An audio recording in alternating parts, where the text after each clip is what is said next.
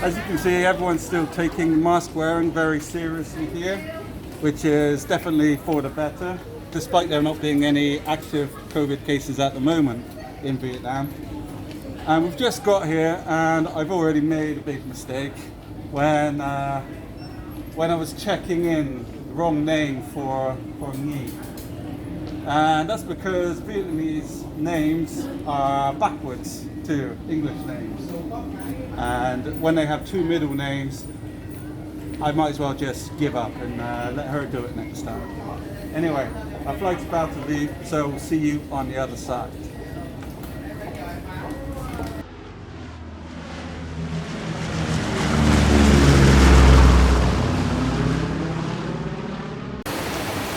So, 1 hour later, and we're now in Nha Trang.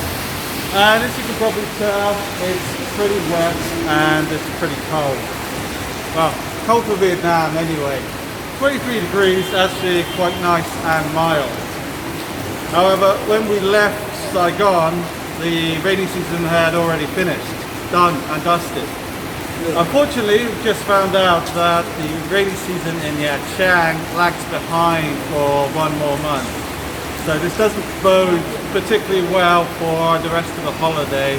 Fingers crossed for tomorrow. So we're now on the road from Cam Ranh to Nha Trang.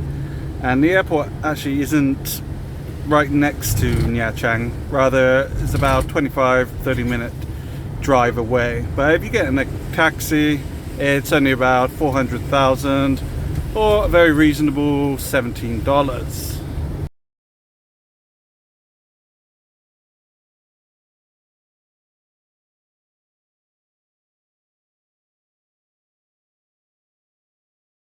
Okay, day one, and as you can see, the weather hasn't really improved.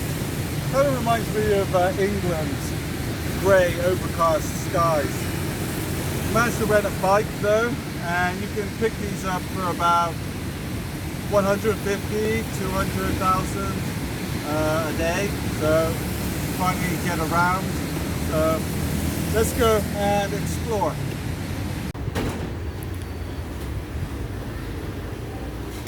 Lunchtime, and we've just come to one of the local Nha Trang eateries as recommended by our taxi driver, and these are some of the Nha Trang specialities. We went for number 2, bún cá dầm chả cá sớ, which is this.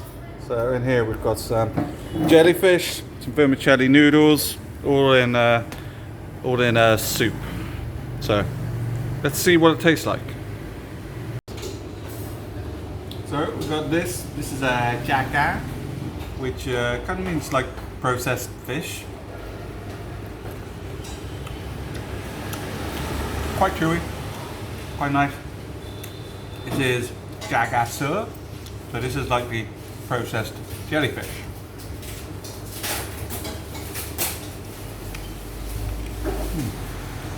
Chewy. Jellyfish doesn't really taste of anything. Anyway, it's good.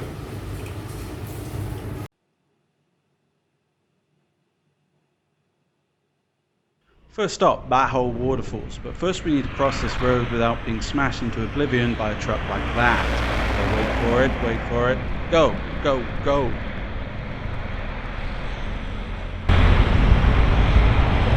Okay, let's go. Alrighty, now you got the glasses on.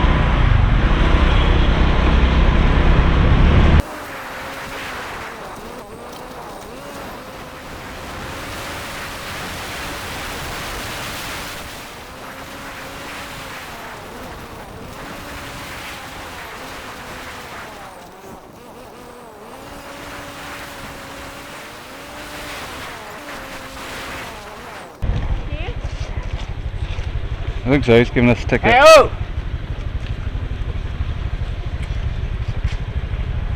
Oh, we have the like a golf cart. Thanks. Golf cart. So we can take our bikes out. Right. Cleaned up there, Bo, can you see? Yeah, barely.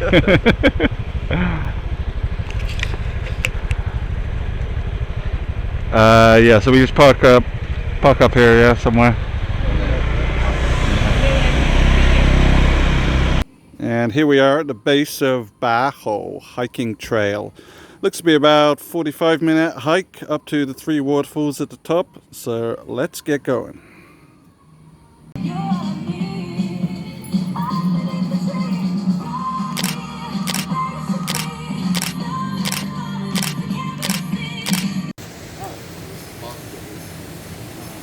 Have a holly jolly Christmas. It's the best time of the year. I don't know if there'll be snow,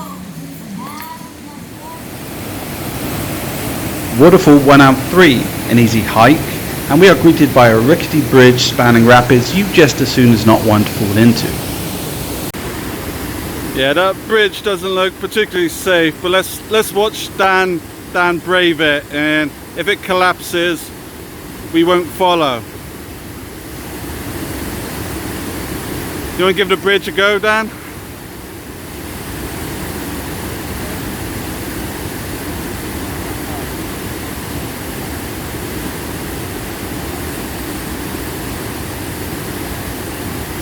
Solid as a rock. So it looks like we've found this a secret route up in this direction. It's pretty tough going, but let's give it a try.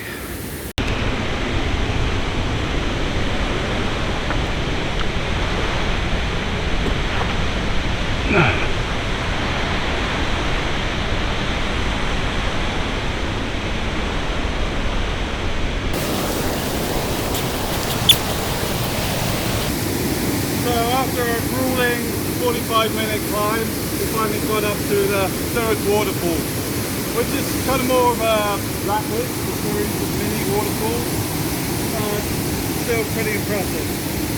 Now let's see if we can find a spot to cool off. So according to the website, you can cliff jump around here, and it's not really that far down, but you don't know how deep it is. And you've got another waterfall just there, so I'm a bit dubious about jumping in this raging torrent of water. So this seems to be the end of the road, and we're now enjoying a well-deserved relaxation. It's quite gentle here, kind of like the rapids you find at a water park. I don't want to be swimming out there though, it gets very deep very quickly. I think if you're caught in that kind of current, then you're gonna be in danger. But certainly is quite refreshing after that long hike. Now unfortunately, now we have to go back.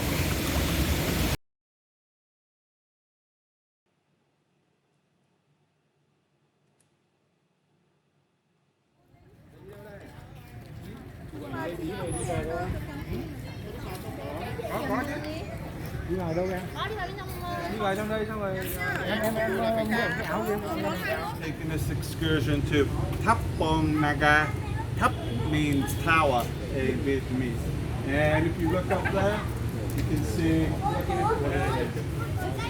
it's this sort of ancient ruined tower. Okay, let's go up and take a closer look.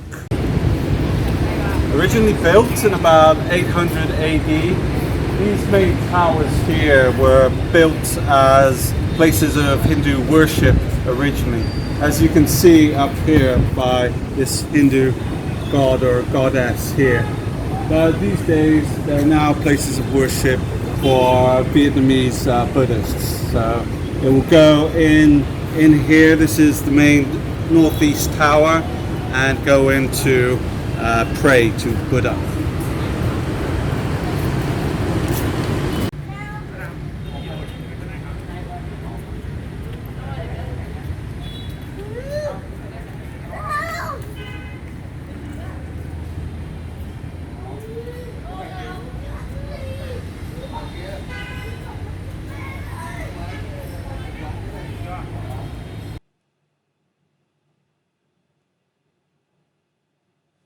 Long Sun or Long Sun Temple, and this is one of the main landmarks of the city.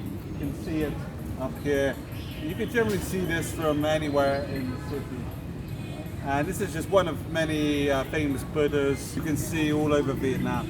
So let's go and check this one out. So this isn't the main Buddha at this site, but it's what we call a reclining Buddha. And you see these are a lot in Thailand as well, where the Buddha is let down like this. And a bit further up we have the main one. So let's keep going. So it was a bit of a climb, but we're now almost at the top. As you can see around, we're quite high up.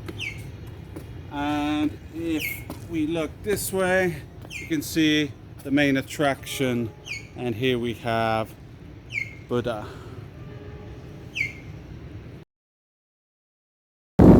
Okay, so we're about to set off. Dalat is 150 kilometers due west of Nha Trang, so it should take us about 3 hours. You can tell the sun's come out because now you can't see me anymore. Too many clothes. Okay, see you in Dalat.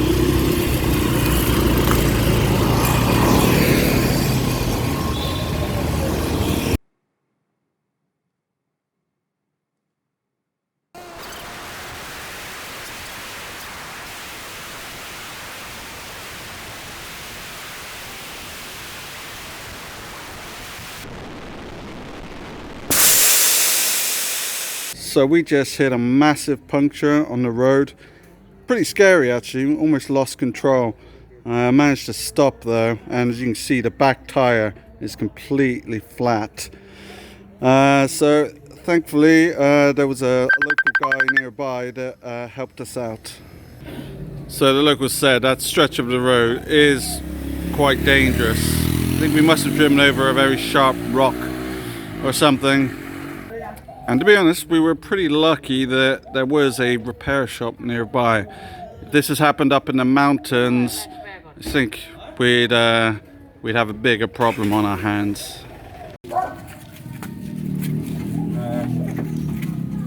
Okay, so plan B is to get on this 3-wheel bike with a trailer. It's going to take my bike and us over to the repair shop. So finally we're on our way to the repair shop. Got a little local boy here helping hold the bike, and we are just riding in the back of this 3-wheeler. He is just over there. Wave to the camera, Nhi. So we had to backtrack for about 12 kilometers to the nearest establishment, and here we are finally at a repair shop which can fix our bike. Okay, so we've just popped around the corner to have a refreshment whilst they fix our bike. And something I'd like to mention here is at that small village that we were before, and even though they couldn't fix it there, they did. They waited for us. They ordered this bike with a trailer to take us back, and yeah, very friendly people there. And they loaded the bike onto the trailer, and we tried to give them some money as well because they were so friendly and helpful, but they wouldn't even take the money. And these people are very poor living there. You could tell by the way they dressed and things. So you see this a lot in Vietnam. You know, they don't have much money, but they're always very helpful, very friendly. And it's one of the main things I like about people here in Vietnam. Okay, so finally we're back on the road. We lost about 2 hours in total, but yeah, they managed to fix it. Only 90,000 for puncture repair. So yeah, should take us another 2 hours or so to get there.